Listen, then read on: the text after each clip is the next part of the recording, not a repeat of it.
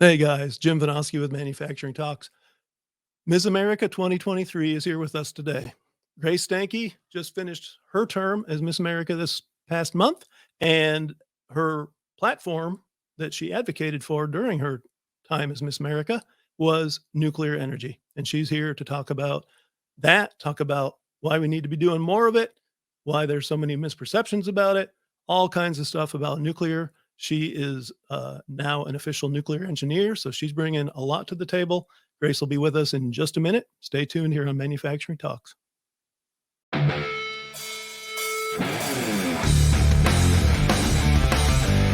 Welcome to Manufacturing Talks with Jim Vanosky.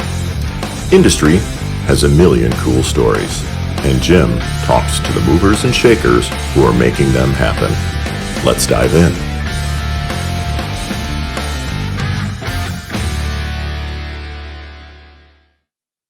Welcome back to Manufacturing Talks. I am Jim Vanosky. Very pleased to have Grace Stanke. She is former Miss America and nuclear engineer, and she's here to talk to us about nuclear and a lot of other things. Welcome, Grace.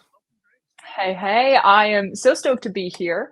I am indeed a former Miss America, so I served as Miss America for 2023. I just graduated with my nuclear engineering degree in December, and I'm so stoked. I spent the year as Miss America. I traveled about 280,000 miles. I know all the airports. I know all of the best travel hacks.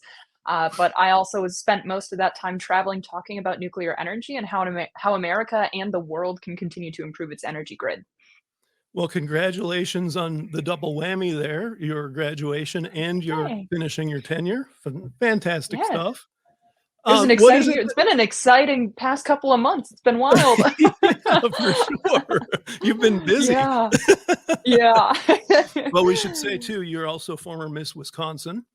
And we talked Indeed. before we got on. I've got my upper Midwest red flannel on for Grace. I also have a Wisconsin Oh my MRS gosh, I love it. machining. You know those guys? They're over in Augusta. Yeah. I love that. I love that. That's awesome. Well, and it's crazy because like you've got the flannel on, but today, I mean, it's like almost 50 degrees out. I just was Yeah. outside, like literally just sitting there taking a couple phone calls. And I'm like, wow, can't Yeah. beat this weather right now.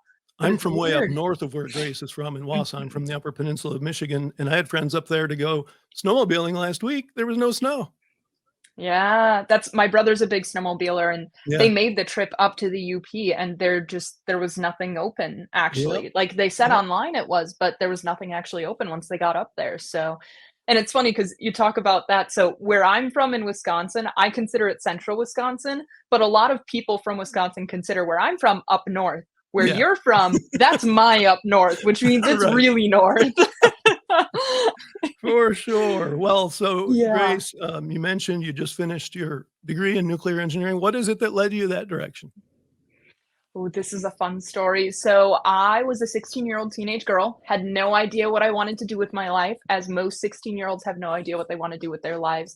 And I knew I liked math. I knew I liked science. I saw my dad, who was a civil engineer growing up, that he would take us to construction sites. We'd watch bridges get built, demoed, all this sort of stuff. And I loved that. I love seeing him use math and science for a positive impact on people and helping them live their daily lives in a better way.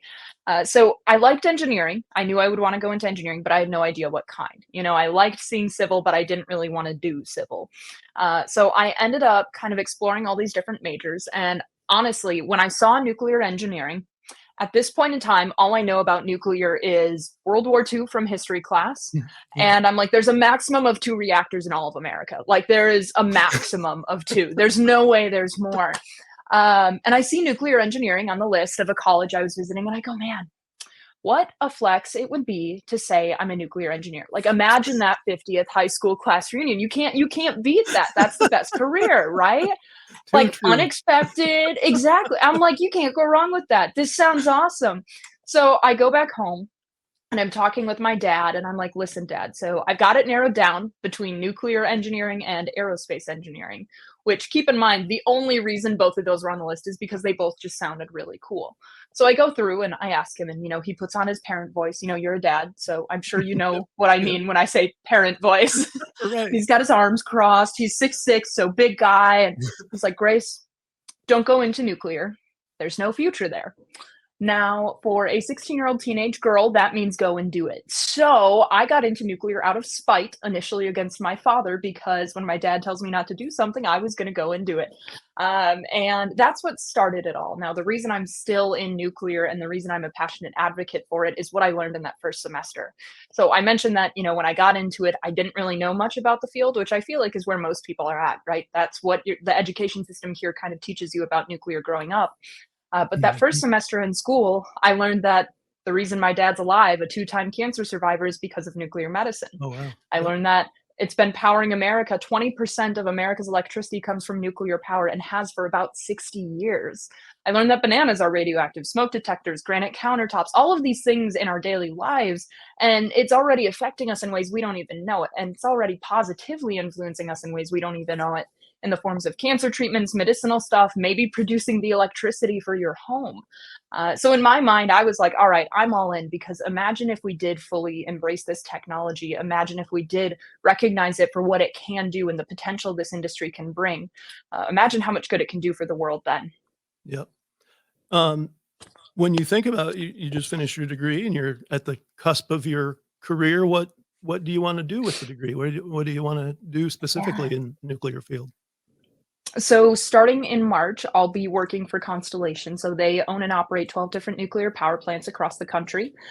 So part of my job, I've got a very new role that's kind of exciting for the industry that we've never really seen before. It's a hybrid engineering and advocacy role. So I like talking. I always say that I talk way too much to be just an engineer. Like, I love math, I love science, I love patterns, but I love people and I love stories and I love connecting with people too. Like, that's something that's so awesome to me. So this role is going to be really fun, where I'll be able to do both of those things. So I'll be a nuclear Mhm. fuels engineer, meaning I'll go through training, I'll get certs, I'll get all the qualifications, all of those things. But I'll also continue doing advocacy, slightly less. So, like, if we had to choose a balance, choose one more than the other, engineering is going to be the one that's done a little bit more. Yep. But then from there, advocacy is going to be continuing outreach, continuing education, and all of these awesome things that I love to do. Cool. Well, now I've got Yeah. some questions about nuclear, like you were touching on, around what it can offer for our electric grid. But before we get into that, Yeah. I wouldn't be doing my job if I didn't dive into the whole Miss Wisconsin, Miss America thing too. What took Yeah. you down that road? Oh, okay. So initially, my violin, I'm a violinist. So when I started competing as a teen, I was 13 years old, and I sucked at performing. Like, there's no other way to say it other than I was just really bad at performing violin.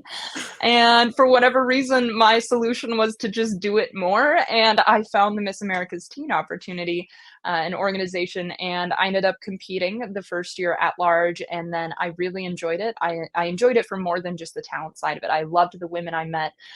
It's really awesome because I find that the Miss America organization is a place where it's cool to be successful, cool to be kind, cool to be Yeah. ambitious, like all of this stuff, and to genuinely support each other. On top of that, it's scholarship dollars, continuing to develop professional skills, amazing networking. It was really an awesome opportunity. So I competed for 2 years in teen. I won on the second try at state, and you can only win a state title once in each age division. So you can only go to the national competition once, is sort of the rule there.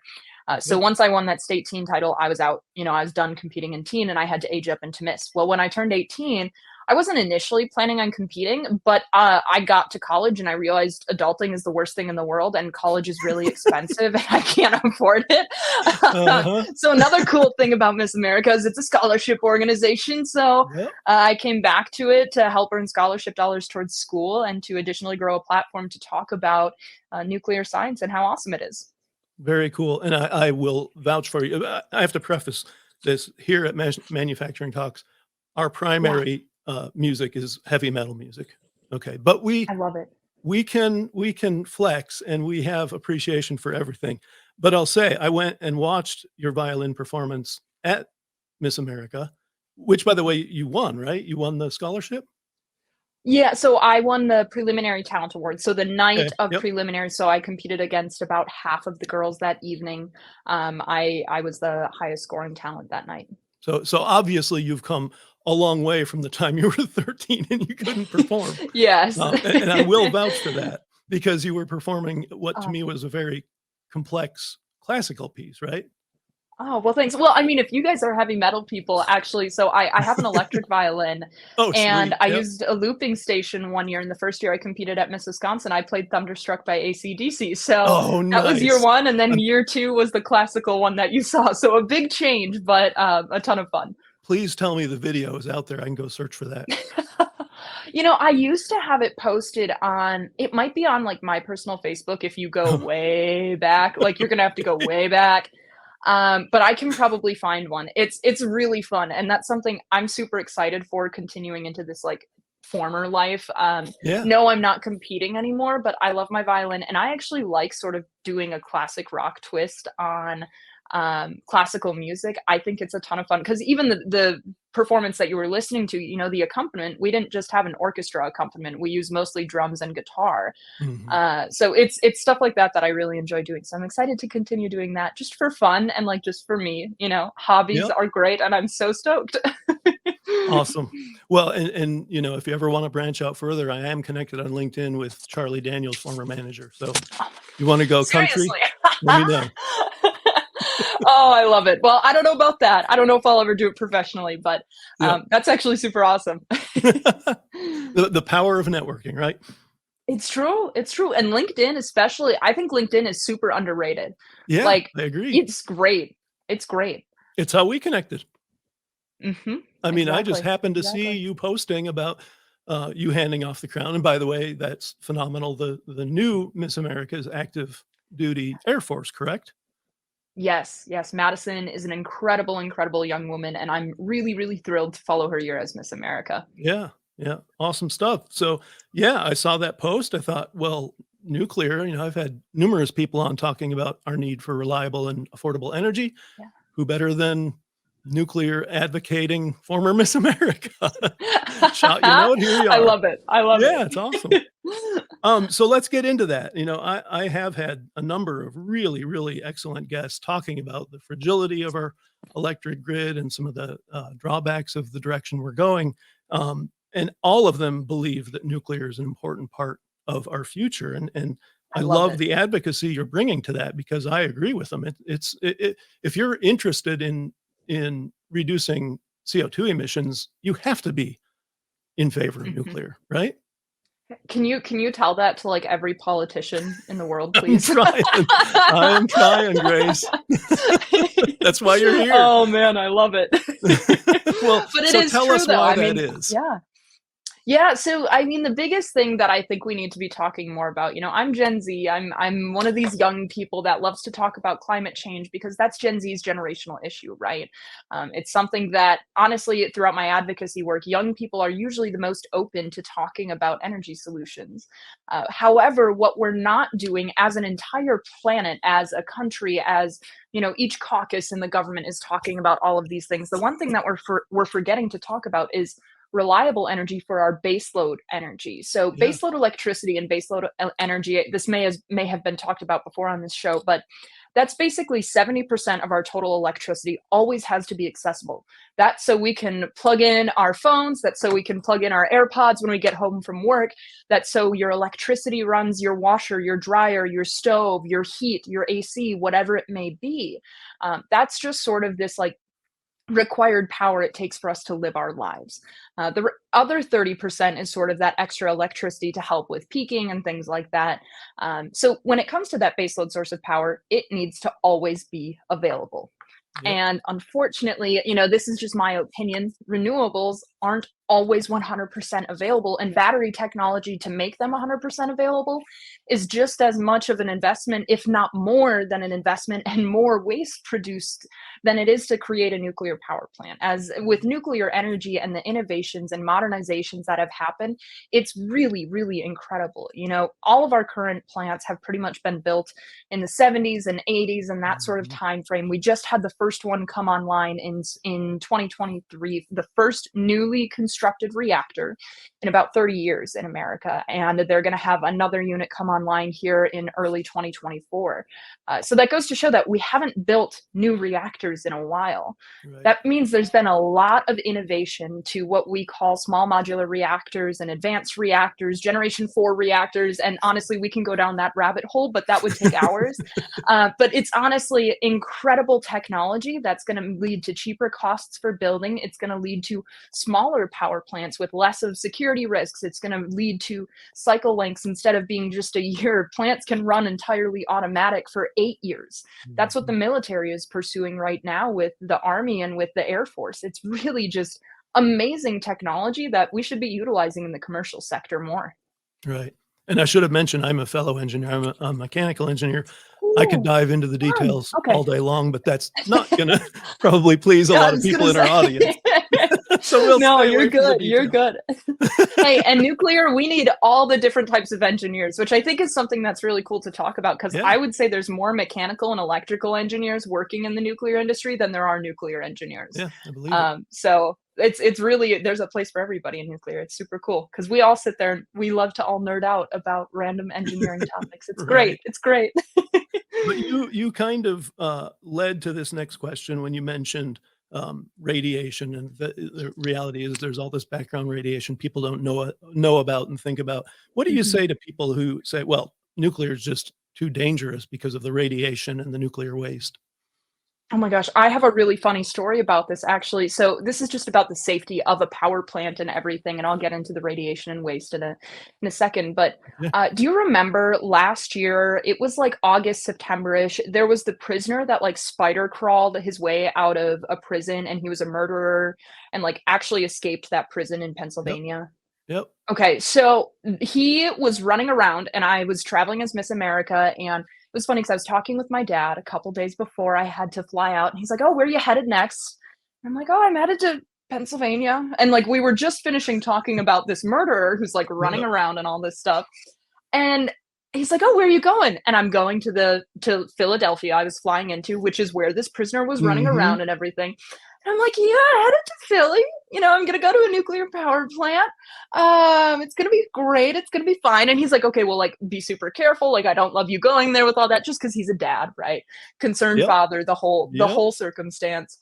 And it turns out that the murderer was caught only a few miles away from the power plant. I was Oh, visiting wow. about an hour before I arrived. However, the point I want to make here is when there is a crazy murderer running around, there is no place I would rather be than a nuclear power plant. Very And good that is point. because there is security, there is planning, there are procedures in place.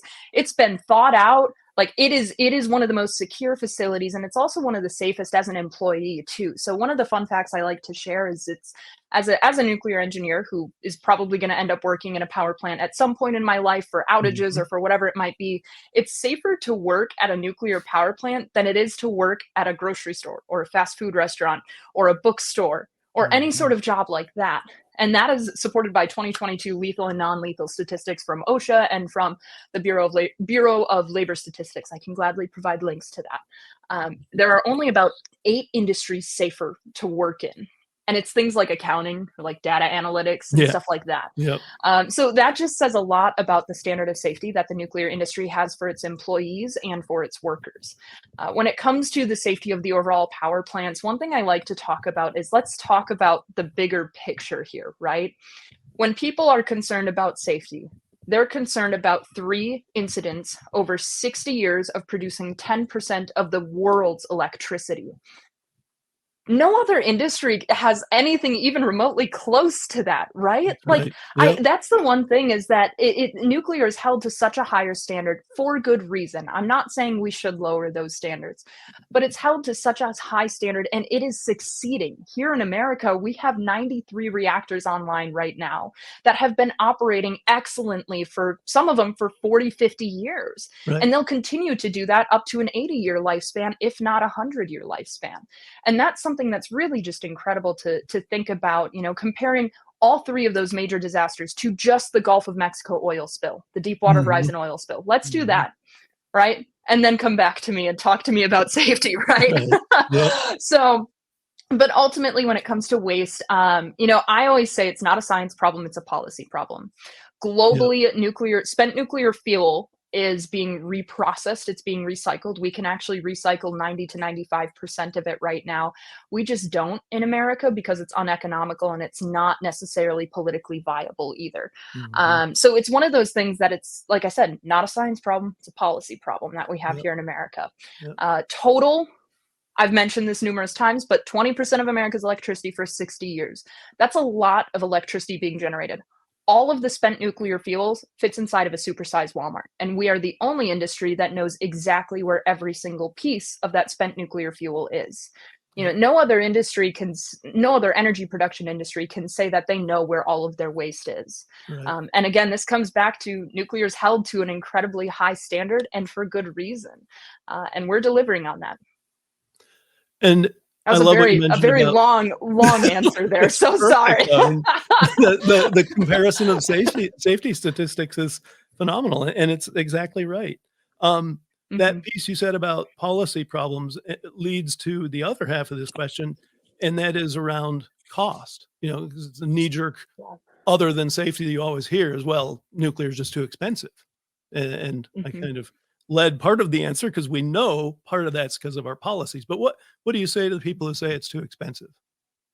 Well, a large part of it is policy, right? So if we think back to the 70s and 80s when these were constructed, nuclear wasn't in the same political climate. It was Right. accepted, it was promoted, yet, and those power plants were built within 2 years. They were on time, they were on budget. Like, so what happened between then and now that we can't build plants on time and on budget anymore? The one that opened up last year, it went twice the time, twice the budget. I'll say it, I'll Mhm. acknowledge it. But the reason that is because of the excruciatingly more difficult policies that are being put in place, Right. which is for good reason. But when you have an industry being completely regulated by anti that industry types of folks, that leads to unnecessary problems rather than problems actually focusing on solutions. It's just problems focused on creating more problems. Right. And that's where it comes down to looking at how that is set up on a national level and from a policy standpoint. When it comes to the cost overall and the cost of the power once that plant is successfully built, innovation, and this comes back to that modernization and advanced reactor design. One thing that's really cool with these advanced reactors, I talked about small modular reactors, so SMRs, Yep. Yep. which is basically taking technology that's already been being used in our submarines in the Navy and bringing it to the commercial world. These can be manufactured in a factory in theory.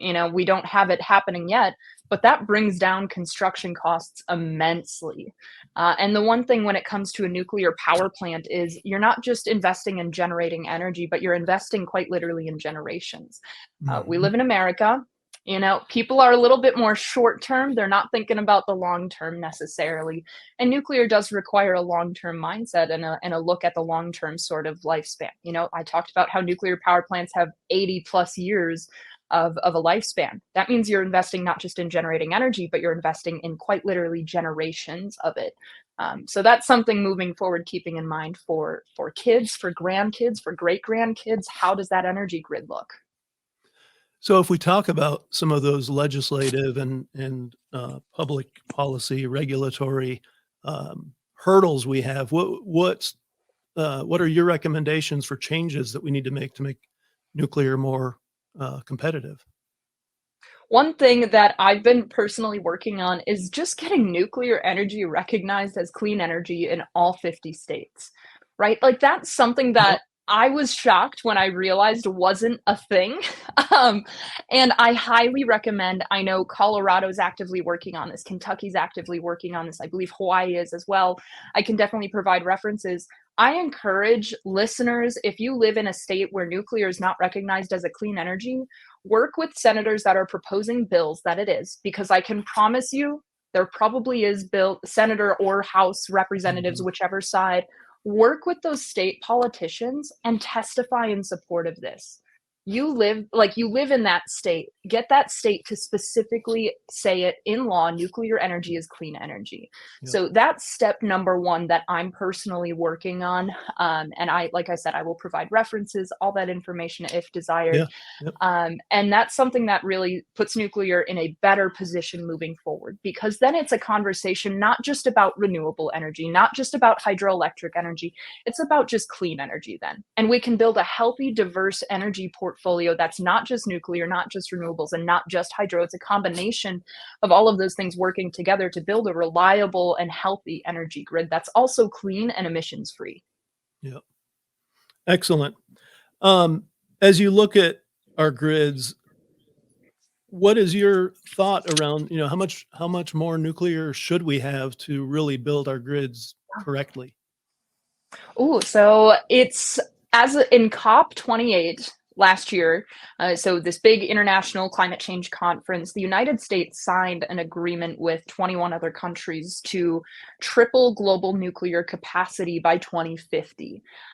For me personally, my ideal energy portfolio here in America are 70% baseload energy. Let's look at just that.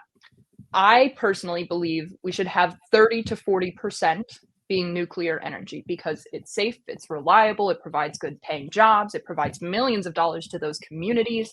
It can continue to supply data centers. It can continue to provide that electricity 24/7, 365 that we need moving forward, right? So 30 to 40% should be nuclear. And now 20 to 30%, I would love to see be hydroelectric. I'm not an expert on hydro. I don't know how much more we can actually build in America, in all honesty. Mhm. And then I would say the last 10%, I don't think we'll ever be able to completely get rid of fossil fuels, just because there will be some circumstances where it does make sense. Mhm. So that last 10% of that baseload, I kind of leave for fossil fuels. The remaining 30% energy outside of baseload, let's use renewables. Let's use offshore wind. Let's use solar farms. Let's use all of those different opportunities of biomass, geothermal, whatever it might be. What makes most sense for that geographical area is the biggest thing. You're from the upper Midwest, I'm from Wisconsin, right? Like, Yep. this has been a weird winter, but we typically have a lot of snow and not a lot of sun. So Yeah. it's something that it's got to make sense for that geographical area, for that extra 30% energy. Yeah. So that's Well, my and personal opinion on what I'd like to see.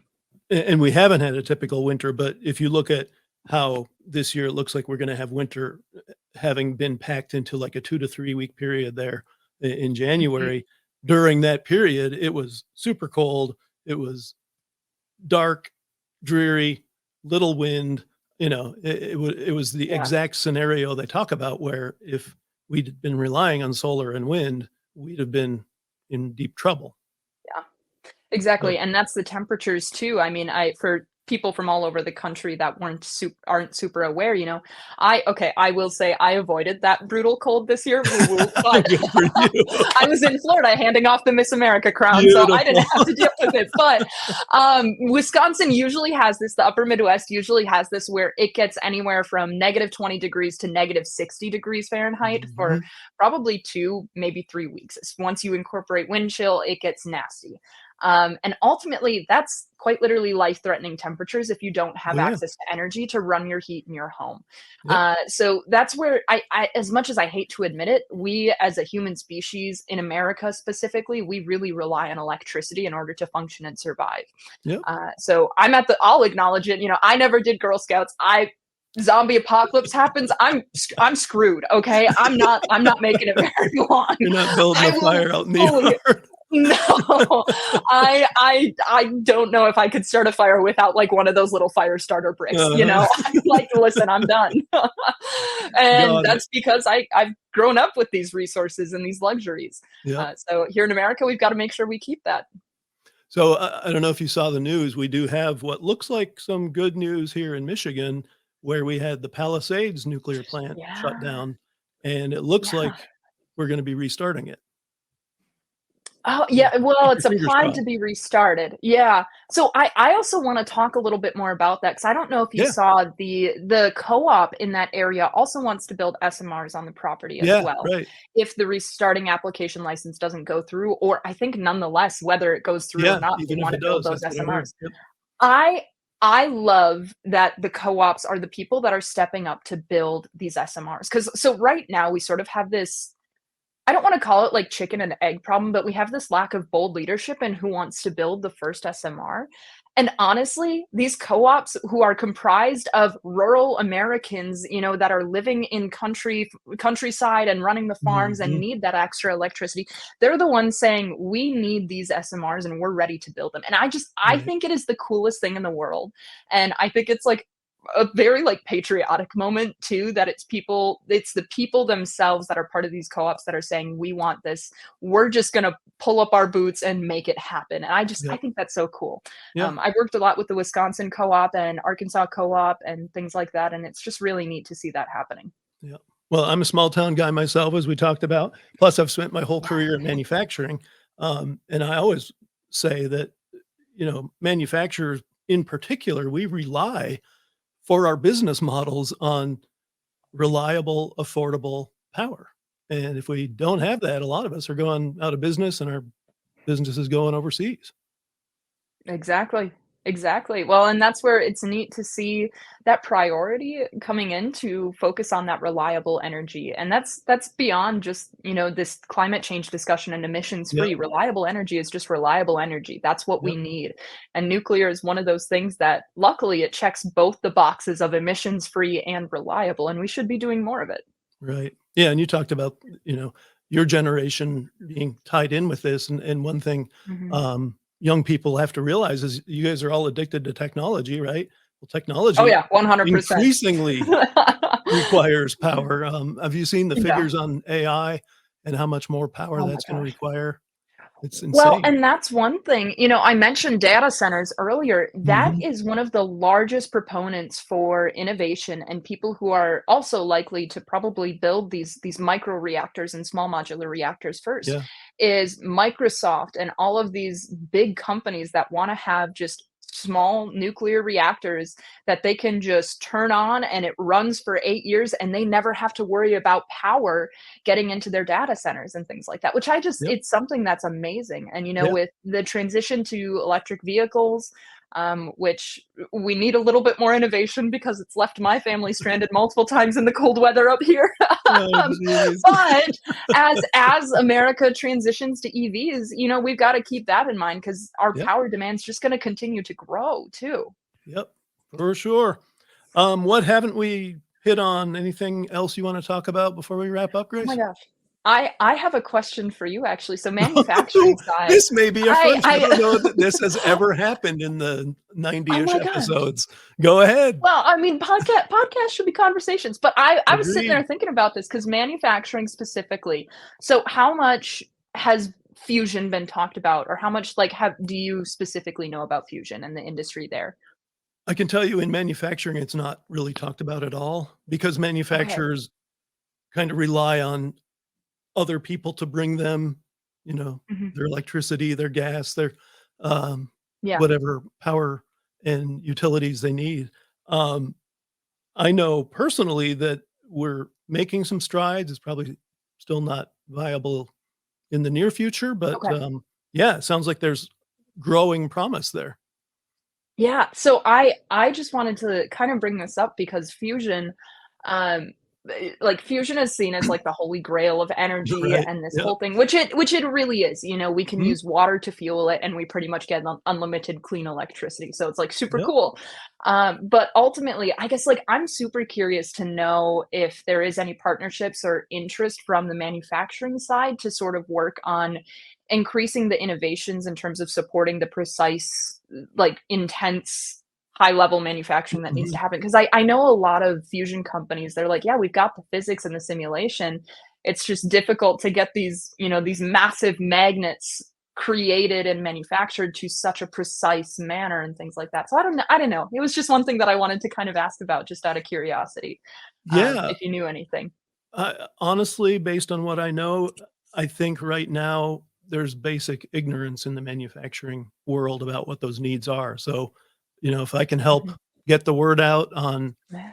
what people are looking for and who might be able to help them, I know lots of folks in lots of places in manufacturing. So, Awesome. Yeah, be happy Well, to hey, and try to maybe connect. even just listening. Yeah, maybe even Yeah, just listening to this, I encourage right, yeah. manufacturers, get connected with fusion folks. There's a ton of massive private investors getting involved in fusion that, it'd probably be a pretty good business opportunity too. So my little 2 cents of collaboration between nuclear and manufacturing. Well, and I love how it ties back to my world too. That's phenomenal. And Yeah, opportunity. People are always looking for it.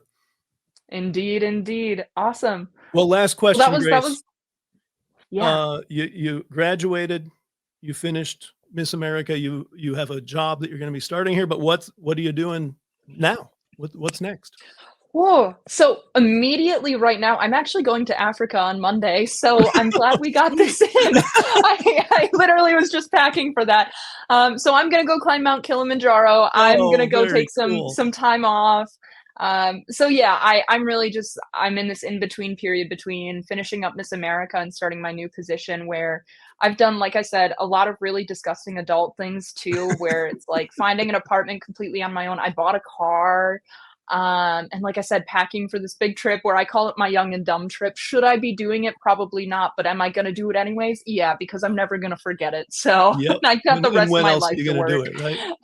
Exactly. That Yep. was very much so the mentality. So Well, good I'm for I'm you. super excited. I'm just enjoying life is the short Wonderful. answer. You should enjoy life, and Yeah, you had a lot of accomplishments. I'm gonna be interested. You definitely plan on coming back to us after you've had some time in your job. Give us an update sure. and tell us how you're doing, 'cause I expect really great things continuing out of you, Grace Stanke. Wow. Well, thank you so much, Jim. I appreciate it. Well, thank you for joining us. I appreciate your time. Best of luck on your trip, and best of luck with starting the new role. Thank you so much. And to wrap up, as always, thanks to you guys out there in the audience. That's why we're here. This was one of my favorite episodes so far. We got to geek out, we got to learn some cool stuff, we got to make some plans for very important things we need for the future. I can't promise every show is going to be this impactful, but they're all going to be impactful. So we're here at least once a week, sometimes twice a week. Come back and see us. So long.